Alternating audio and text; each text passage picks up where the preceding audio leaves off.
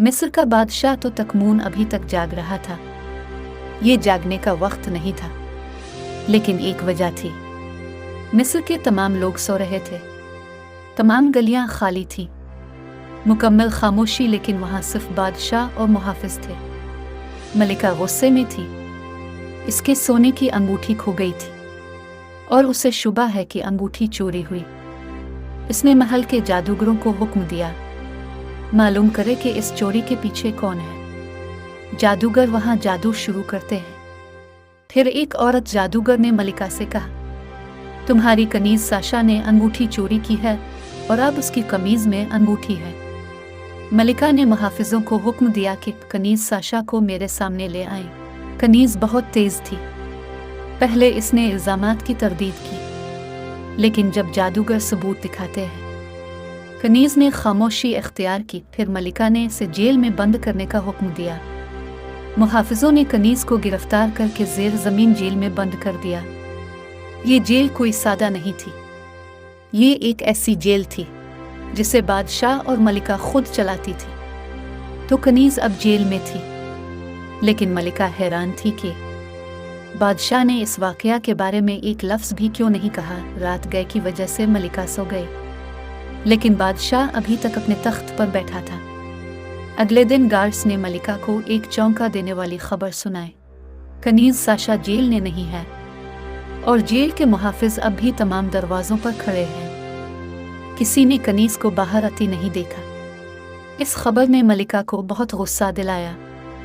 इसने जेल के तमाम मुहाफिजों को मौत की सज़ा सुनाई, लेकिन बादशाह ने कहा, सबसे पहले हमें तहकीकात करने की ज़रूरत है। बिलावजाही लोगों का कत्ल दुरुस्त नहीं।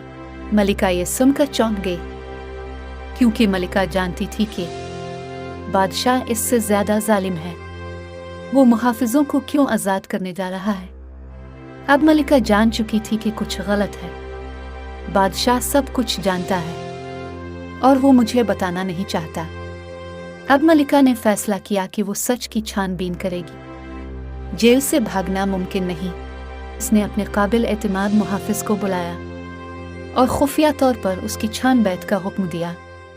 पहले गार्ड ने अपना खौफ मलिका को बताया कि अगर बादशाह ने इसे ऐसी हरकत करते हुए पाया तो बादशाह उसे कत्ल कर देगा।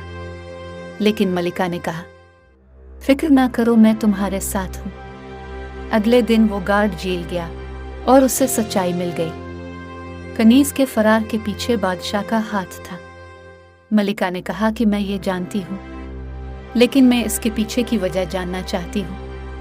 इस गार्ड ने हिचकिचाते हुए कहा, मैं आपके सामने ऐसे अल्फाज नहीं कह सकता, और बादशाह के लिए भी नहीं। इस बार मलिका ने अपनी तलवार की तरफ इशारा किया और कहा, अगर तुमने नहीं बताया तो मैं तुम्हें खुद मार डालूंगी। गार्ड डर गया। इसने कहा कि यह सच है कि बादशाह इसमें मुलव्वस था। दर हकीकत बादशाह अपने साथ कनीज ले गया और किसी को यह कहने की हिम्मत नहीं है, क्योंकि बादशाह और कनीज के ताल्लुकात बरसों से हैं और अब कनीज बादशाह के बच्चे की मां बन रही है। ये सुनकर मलिका पागल हो गई। इसकी नाक से खून बहने लगता है, लेकिन इसने अपने आप को पुरसुकून कर लिया और कहा, एक बात याद रखिए, इस बारे में किसी को मत बताना। दफा हो जाओ। इसने कहा, मेरी मलिका, मुझे एक और बात बतानी है। यहाँ महल में एक जादूगर है जो शुरू से ही हर चीज को जानता है। इसका नाम दिलतोख है और वो बादशाह का सबसे काबिल एतमाद आदमी है। इसे मेरा नाम मत बताना, नहीं तो वो अपने जादू से मेरे जिंदगी जहन्नम बना देगा। इसके बाद वो गार्ड चला गया। अब मलिका ने अपने मुहाफिजों को हुक्म दिया कि दिलतोख नामी जादूगर को जल्द अज जल्द ले आएं। कुछ देर में मुहाफिज इस जादूगर को ले आए। जादूगर खौफ महसूस कर रहा था। मलिका ने मुझे क्यों बुलाया? मलिका ने इससे पूछा, किया तो मुझे कुछ राज बताने जा रहे हो? वो राज जो तुम मुझसे कई दहाइयों से छुपा रहे हो। ये राज बताओ, वरना मेरे मुहाफिज तुम्हें अभी मौका पर ही मार डालेंगे। जादूगर बहुत अच्छी तरह जानता था वो क्या राज है जो मलिका पूछ रही है, लेकिन वो जानता था कि अगर उसने सच नहीं बताया मलिका से फौरन मार डालेगी। अब वो बोलना शुरू कर देता है। मेरी मलिका महल के तमाम जादूगरों ने 1 साल पहले एक ख्वाब देखा और कोई इसका मतलब नहीं समझ सका। फिर इस कनीज साशा ने, जो दर हकीकत एक जादूगर है, बादशाह से कहा, ख्वाब का मतलब है एक दिन आपकी हुकूमत खत्म हो जाएगी। बादशाह को ये जानकर दुख हुआ और उसने साशा से पूछा कि क्या इससे बचने का कोई तरीका है। फिर साशा ने कहा, अगर अपने किसी कनीज से शादी कर ली और वहाँ बच्चा पैदा होगा, फिर हमारे सूरज के देवता आपको और आपके तख्त को महफूज रखेंगे, लेकिन ये बात अपनी मलिका को मत बताना। बादशाह ने साशा से इत्तेफाक किया और एक दिन इसकी शादी साशा से हो गई। और मैं ये सब क्यों जानता हूँ?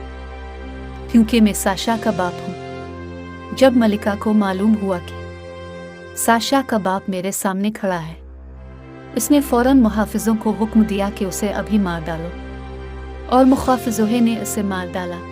मलिका समझ गई कि यह सब साशा की वजह से है।